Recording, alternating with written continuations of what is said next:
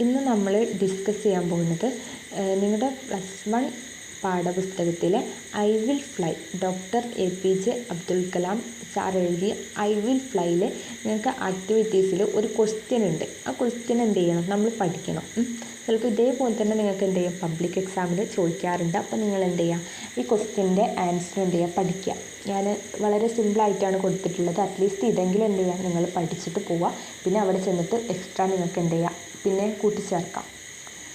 Question എന്താണെന്ന് വെച്ചാൽ, imagine that you get the opportunity to address class 10 students before their public examination. On the basis of Dr. Kalam's message, prepare a speech to motivate and prepare them for the examination. അതായത് നിങ്ങൾക്ക് അവരുടെ മുന്നിൽ സംസാരിക്കാൻ, 10ാം ക്ലാസ്സിലത്തെ കുട്ടികൾക്ക് public SLC എക്സാമിന് മുന്നിൽ അവരുടെ മുന്നിൽ സംസാരിക്കാനുള്ളൊരു അവസരം നിങ്ങൾക്ക് കിട്ടിയെന്ന് വയ്ക്കുക. അപ്പോൾ നിങ്ങൾ എന്ത് ചെയ്യാം, നിങ്ങൾ കലാം ഐ വിൽ ഫ്ലൈ പഠിച്ചവരാണ്. അതിൽ പറഞ്ഞിട്ടുള്ളത് എങ്ങനെയാണ് യുണീക്ക് ആവുക, എങ്ങനെയാണ് സക്സസ് ആവുക എന്നതിനെക്കുറിച്ചാണ് പറഞ്ഞിട്ടുള്ളത്. അപ്പം അത് വായിച്ചെന്ന നിലക്ക് നിങ്ങൾക്ക് അത് അടിസ്ഥാനമാക്കിയിട്ട് ഇവർക്കൊരു മോട്ടിവേഷൻ സ്പീച്ച് നൽകാൻ സാധിക്കും. അത് തയ്യാറാക്കാനാണ് പറഞ്ഞത്. ഇപ്പോൾ നമുക്ക് തയ്യാറാക്കിയാലോ, നമുക്ക് നോക്കിയാലോ.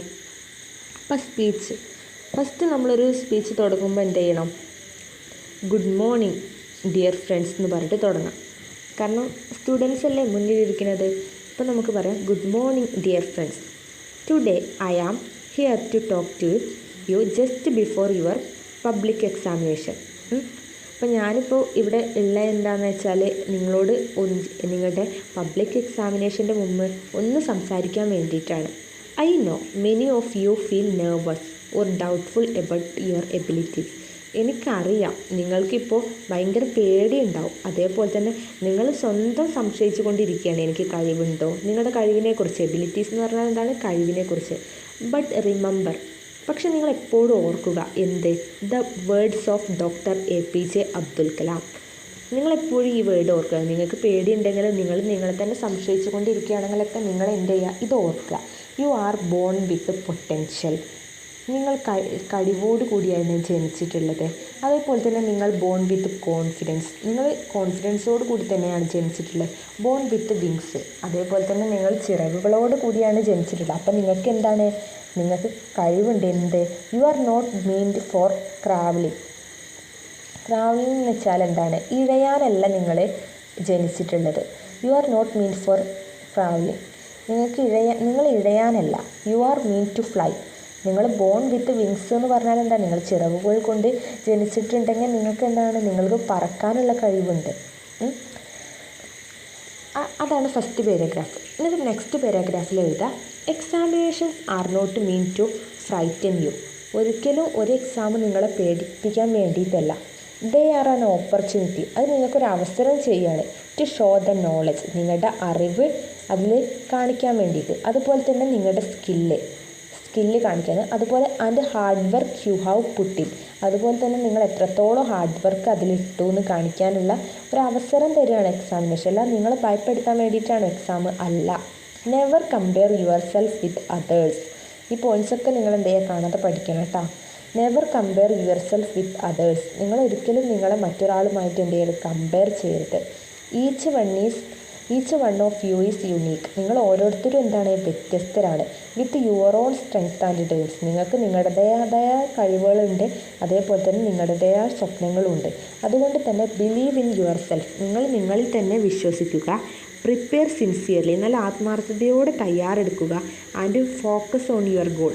നിങ്ങൾക്ക് എന്താണോ നിങ്ങൾ ഫോക്കസ് ചെയ്തിരിക്കുന്നത്, നിങ്ങളുടെ ഗോള് അതിലെന്ത് ചെയ്യുക, ഫോക്കസ് ചെയ്തുകൊണ്ടിരിക്കുക.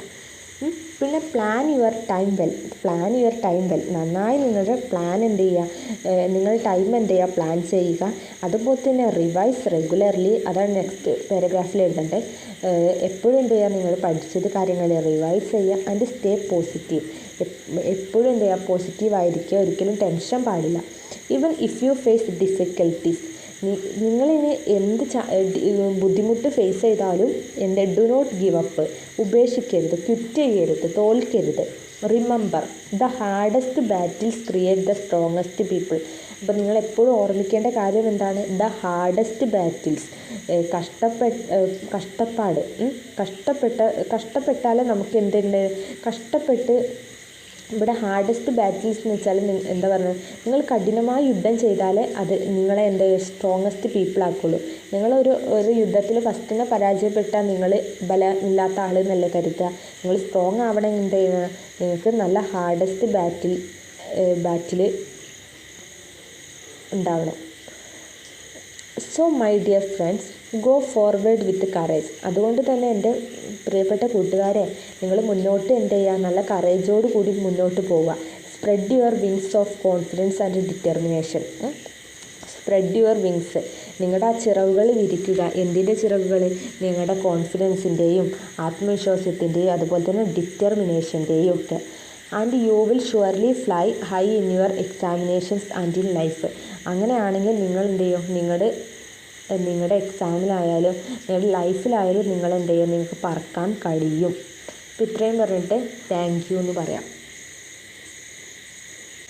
അപ്പോൾ എല്ലാവരും എന്ത് ചെയ്യുക, ഇത്രയും അത് പഠിക്കുക. പിന്നെ നിങ്ങൾക്ക് അറിയാവുന്ന കാര്യങ്ങൾ എന്ത് ചെയ്യുക, പാഠം നന്നായി വായിച്ചു കഴിഞ്ഞാൽ അതിന് കുറേ മോർ പോയിൻറ്റ്സ് കിട്ടും. ആ പോയിൻറ്റ്സ് കൂടി ഉൾപ്പെടുത്തിയിട്ട് എന്ത് ചെയ്യുക, ഉത്തരം തയ്യാറാക്കുക. ഓക്കെ.